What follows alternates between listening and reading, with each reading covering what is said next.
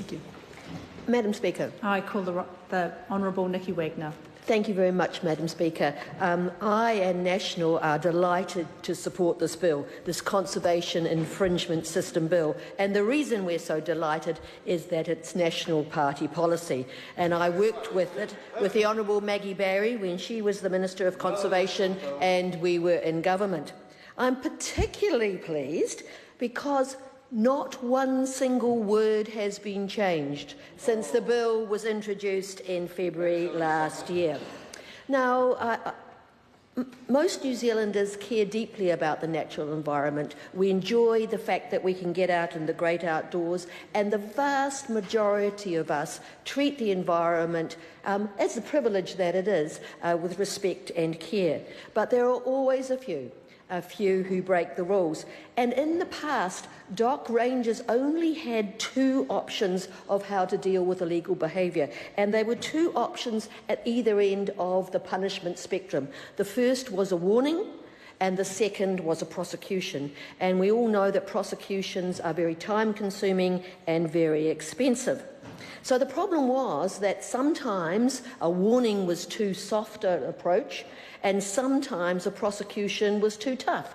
So what this bill does is provides a middle ground, an infringement and a fine system that will deal with less serious offences fairly, well and efficiently, and most of all quickly.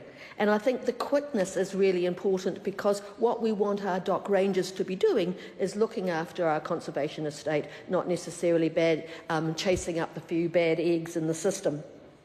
I support this bill, and I really hope that the new government will continue to support National's conservation legislation. And in particular, I'd really like to ask them to reconsider the stalling of the Kermadec Ocean Sanctuary Bill.